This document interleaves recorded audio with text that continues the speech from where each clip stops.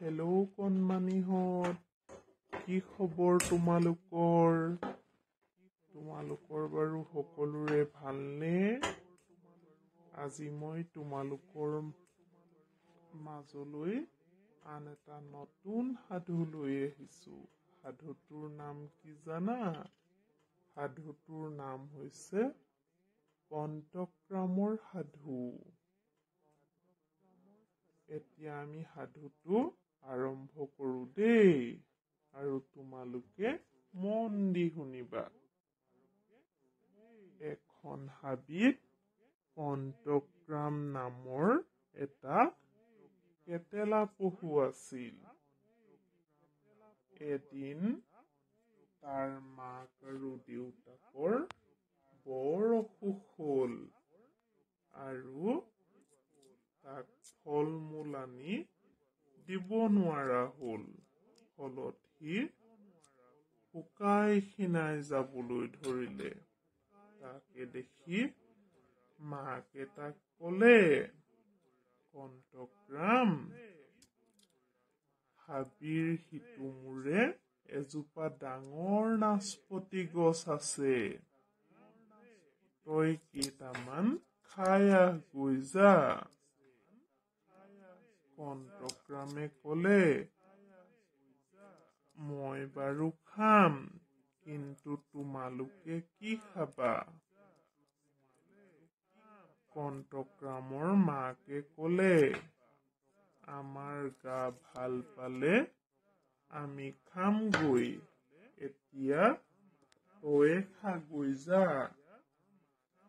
পঞ্চক্ৰামৰ বৰ দুখ লাগিল। মাক দেউতাকে তাক সদায় খুৱাই, আজিনো সি বাৰু অকলে খাবনে?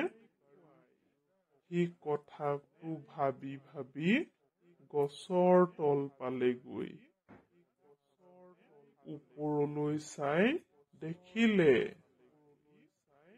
ডাল ভৰি ভৰি পকা পকা বহুতো নাচপতি আছে, আৰু তলতো কেইবাটাও নাচপতি সৰি আছে।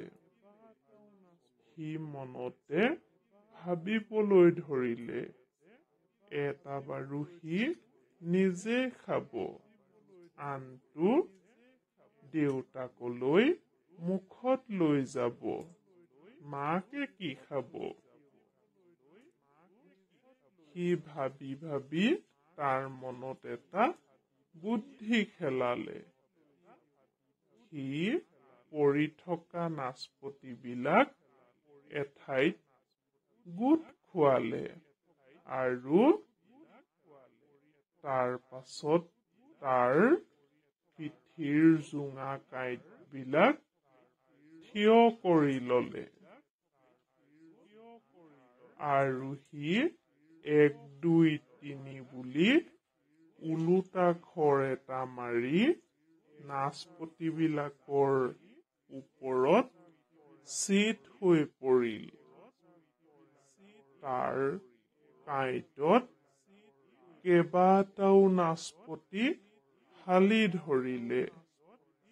সি কেঁকুৰ জেকুৰকৈ নাচপতি কেইটা লৈ ঘৰ পালেহি, আৰু মাক দেউতাক আৰু সি তিনিও নাচপতিবিলাক ভগাই খালে। মাকে ভাবিলে, আমাৰ পঞ্চক্ৰামৰ কাঁইটবোৰহে কোমল, বুদ্ধিটো হলে বৰ চোকা। কণমানিহঁত, সাধুটো শুনি কেনে পালা? মোক কমেণ্ট কৰিবলৈ নাপাহৰিবা কিন্তু। আৰু যদি ভাল পোৱা লাইক কৰিবা, আৰু তোমালোকৰ বন্ধু বান্ধৱীৰ লগত শ্বেয়াৰ কৰিবা। আজিলৈ আহোঁ, বাই।